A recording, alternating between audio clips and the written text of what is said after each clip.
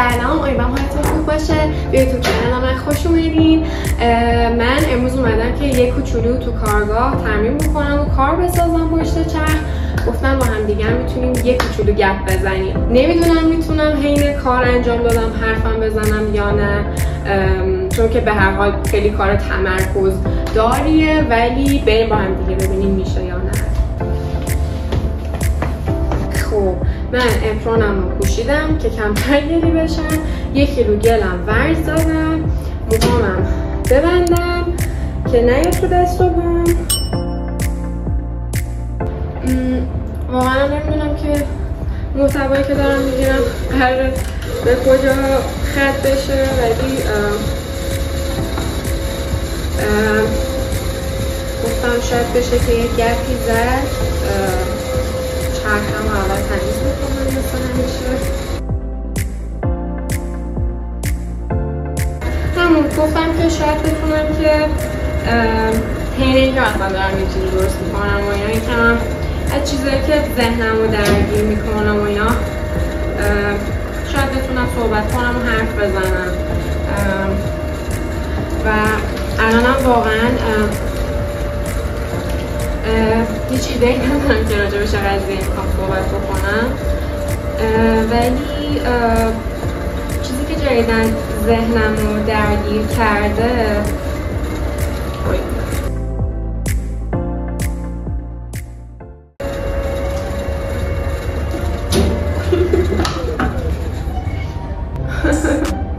چه اینجوری شد؟ واقعا پیپی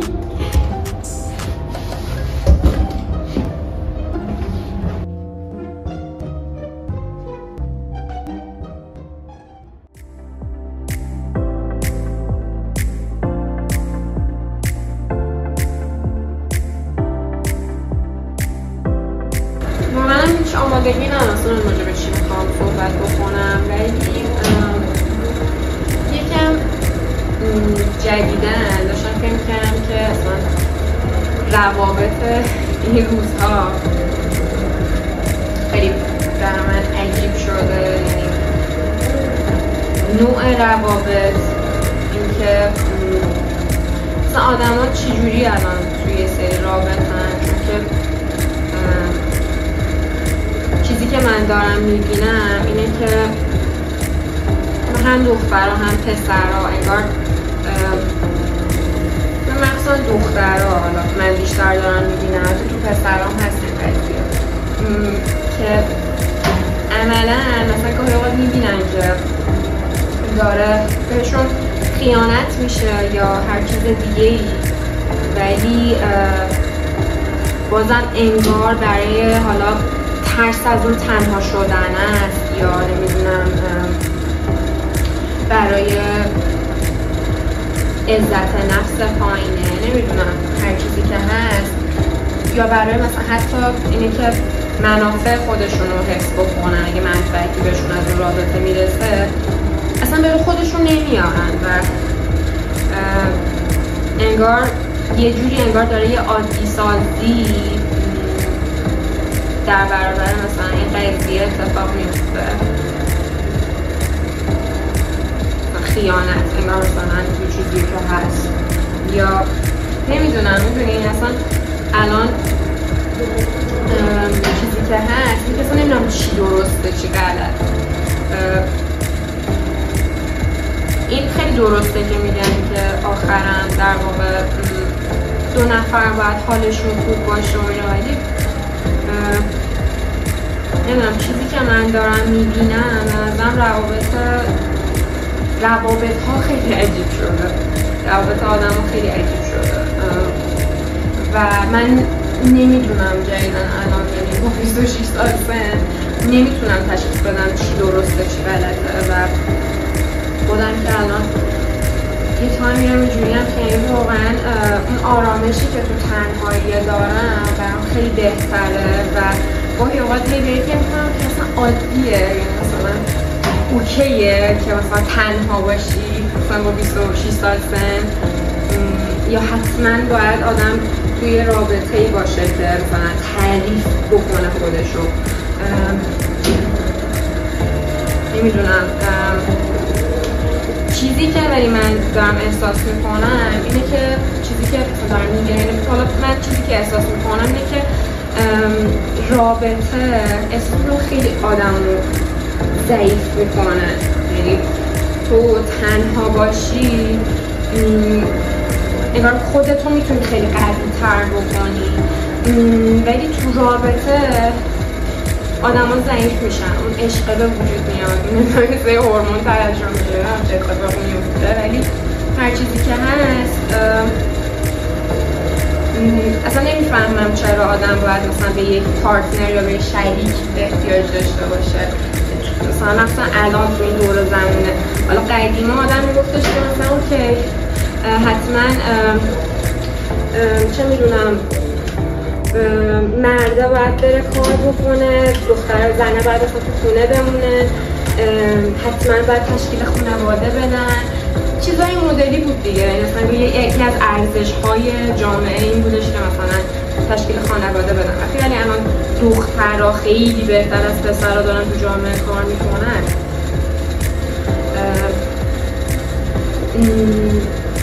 و نمیدونم احساس میکنم آدم تو رابطه فقط چیزی که دارم میبینم به نظر میاد که آدم ضعیف میشه تو رابطه و انگار خیلی باید از خیلی چیزایی که مثلا خودت میخوای، یعنی عملا بر 2 نفر باید تصمیم بگیری. خودت به تنهایی نیستی، ولی روابط امروزی هم عجیب غریبه با سیچویشنشیپ و اینو اوپن ریلیشنشیپ و چیزای اینجوری که اومده.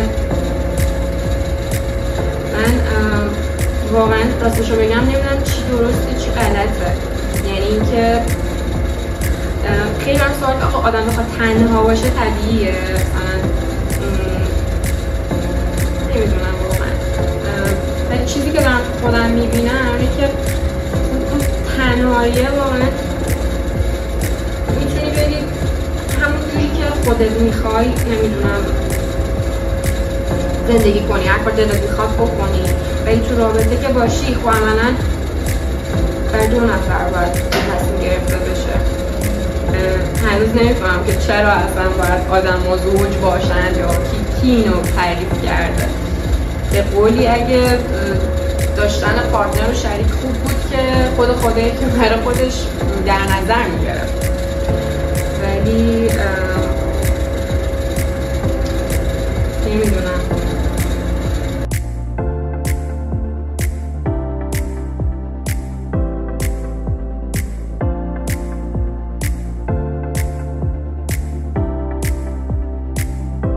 آخرم همینجوری که همون جوری که خودت دلت بخواد زندگی توی به کسی ربطی نداره فلان. ولی واقعا نمیدونم، وقتی من نمیدونم چی درسته چی غلطه، وقتی نمیدونم همون چیزی که خوشحالت میکنه همون رو انجام بده. از این جملات بی خود قضیه که هست اینه که مثلا آدم دلش میخواد توی مثلا رابطه باشه، ولی انقدر میکنم آدم عجیب غریب شدن یا نمیدونم آدم درسته رو باید کجا پیدا کرد. نمیدونم واقعا. جدیدنم متاسفانه اینجوری هم که خب وقتی خودم با آرامشم حالم خوبه چرا مثلا خودم درگیر بکنم. البته اینم بگم ما آدم درستش هم من ندیدم، نظرم اوضاع خیلی خارج میشه. یعنی احساس میکنم که انگار این اوضاع و شرایط تنهایی بهتره تا اینکه بخوای بری درگیر یه رابطه‌ای بشی که دراماهاش خیلی زیاده و مثلا چیزای عجیب غریب توش ببینی، خیانت ببینی یا چیزایی ببینی که مثلا باید یه جوری رفتار کنی که انگار مثلا همه چی اوکیه، که مثلا نشون بدی که تو خیلی چیلی، مثلا خیلی تو آدمی نیستی که صدمه ببینی و خیلی قلبی اصلا به هیچ جات نیست که مثلا طرف داره باید اینجوری رفتار کنه.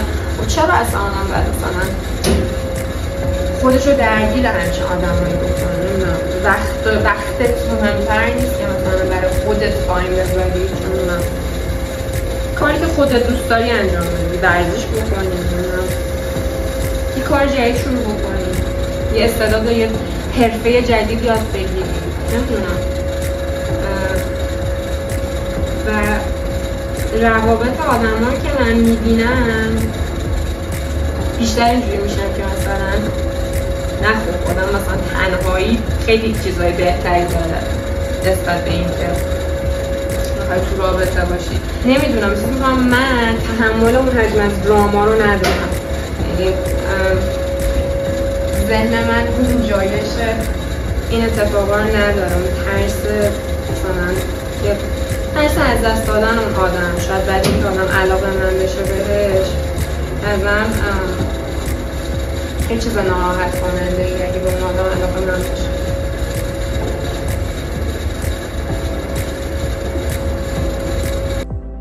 واقعا نمیدونم چی درست میکنم، ولی به نظر که بد نشد تا اینجا.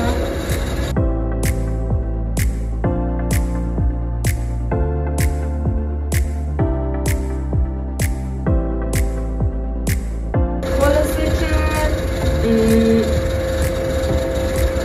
نمیدونم چی درسته چی غلط توی جامعه کنونی امروز، ولی الان توی این قسمت از زندگی مثل اون تنهایی و اون وقت گذروندن با خودم حالمو شاید بهتر بکنم. یعنی الان این فکر کنم بیشتر به نفعمه.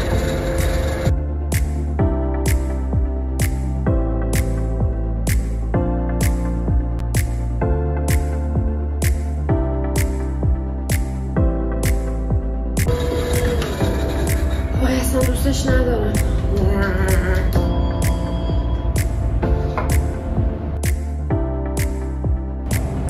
دیگه همین، خواستم یه محتوای جدید امتحان بکنم ببینم که چجوریه.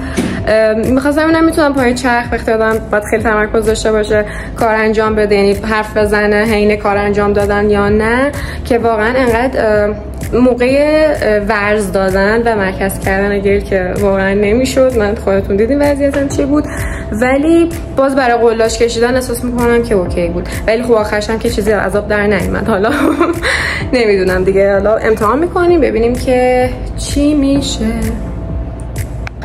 خب آقا من که نتونستم چیز خاصی درست بکنم، آخر کارمو زدم پاچوندم، ولی به نظر مثلا فکر کنیم که اینو مثلا من درست کردم، اینو خب اینجوری اوکی، از اینو من درست کردم پای چرخ. خوشگله دیگه. آقا من موقع ایت ویدیو فهمیدم چقدر زیاد میگم نمیدونم. اگه حدس بزنی درست چند بار گفتم نمیدونم به جایزه میدم. تو قسمت بعدی میبینمت. خدافظ.